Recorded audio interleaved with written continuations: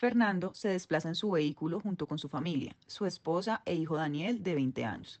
Fernando tiene un microsueño y colisiona su automóvil con una casa que se encuentra a un costado de la carretera. Producto del accidente fallece la pequeña Sofía, quien se encontraba jugando con sus juguetes en el antejardín del inmueble. Ante lo ocurrido, Juan, el papá de Sofía, en medio de su estado de ira, toma una escopeta y empieza a disparar contra el vehículo. Varios de los proyectiles impactaron a Fernando, ocasionándole la muerte. Otros disparos recayeron sobre Diana, esposa de Fernando. Sin embargo, no lograron producirle la muerte. Una vez agotada la munición de Juan, Daniel se abalanza sobre este último y se miden en una riña, de la cual se registran lesiones personales entre ambos.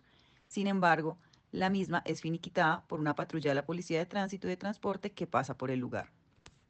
¿Podría indilgarse responsabilidad penal a Fernando? No, por su fallecimiento. ¿Causal de extinción de acción penal podría aplicarse? No, debido a su muerte. Nos basamos en la sentencia 82810, extinción de la acción penal por muerte del procesado, imputado o acusado. La modalidad de la conducta desarrollada por Fernando es homicidio culposo. El accidente de tránsito genera una conducta punible, típica, antijurídica y culpable. Dentro de la humanidad de él no estaba acabar con la vida de la niña Sofía, pero por factores como la imprudencia, la negligencia, la imperacia, la violación de reglamentos, desataron el no cumplimiento del deber del ciudadano. En los delitos llevados a cabo por Juan es una conducta punible. Esto porque primero es un homicidio doloso por la muerte de Fernando. Segundo, es una tentativa de homicidio y lesiones personales doloso contra Diana. Y tercero, es una tentativa de homicidio doloso contra Daniel. Pueden existir dos posibles causales de ausencia de responsabilidad aplicables, las cuales en la primera nos podemos remitir al artículo 32 del Código Penal, el cual nos puede describir que existe una legítima defensa, ya que en el momento que Daniel observa que Juan se queda sin munición, se genera una ventana en la cual él puede entrar a desarmar a su atacante utilizando una fuerza proporcional. Asimismo, hay una segunda causa de ausencia, la cual es descrita en la sentencia SP 2192 del 2015 de la Corte Suprema de Justicia en su sala de casación penal, donde describe que un miedo insuperable no deja ninguna posibilidad de actuar como lo haría el común de los hombres. Así, en ese momento, pues al ver a su madre en un estado moribundo, el cadáver de su padre y una menor de edad también en un estado fallecido, él busca reaccionar contra su atacante y así defenderse y desarmar al Se mismo. evidencia una clara lesión al bien jurídico tutelado, que es la vida e integridad personal. La conducta de Juan, quien ocasionó la muerte de Fernando y llevó a cabo una tentativa de homicidio contra Diana y Daniel, esposa e hijo de Fernando, se encuentra tipificada como un homicidio doloso.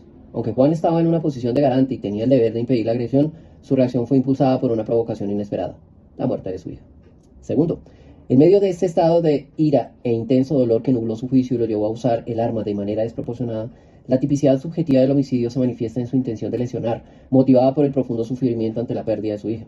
A pesar de ello y de que su conducta material es antijurídica, se debe considerar el contexto emocional y la provocación recibida. Es así que la Corte Suprema de Justicia señaló los elementos necesarios para configurar la atenuante de ira e intenso dolor. Una conducta ajena, grave e injusta, estado de ira e intenso dolor y una relación causal entre la provocación y la reacción. La Corte advirtió que para atenuar la pena por esta circunstancia no basta con que el sujeto activo exhiba un estado de conturbación emocional desmedido, sino que ese estado debe ser consecuencia de una provocación grave de la víctima. De no ser así, no se configura el estado de ira e intenso dolor, sino una menor punibilidad, que según el artículo 55 del Código Penal encaja en que obre dentro de estado de emoción, pasión excusable o temor intenso. Palabras de la magistrada María del Rosario González de Lemos. Dichos argumentos pueden ser esgrimidos por parte de la defensa para solicitar benevolencia en la pena impartida por el juez para Juan. La tercera. La culpabilidad en el derecho penal se fundamenta en la capacidad de la persona para comprender y orientar sus actos conforme a su comprensión. Esto implica que una persona puede ser objeto de la respuesta punitiva del Estado solo si posee capacidad de reconocer que su comportamiento lesiona o pone en peligro bienes jurídicos tutelados. En este sentido, la culpabilidad se relaciona directamente con la imputabilidad. Una persona es considerada culpable si, a pesar de conocer la ilicitud de su conducta, decide actuar de forma libre y voluntaria causando daño. Esta perspectiva refuerza la importancia de evaluar no solo la conducta delictiva en sí, sino también el estado mental y la capacidad de comprensión del individuo en el momento de la acción. Así, la culpabilidad se erige como un elemento esencial en la administración de justicia penal, garantizando que solo aquellos que poseen la plena capacidad de juicio y control sobre sus acciones enfrenten las consecuencias legales correspondientes, lo cual aplica plenamente en la conducta antijurídica de Juan. Muchas gracias a todos.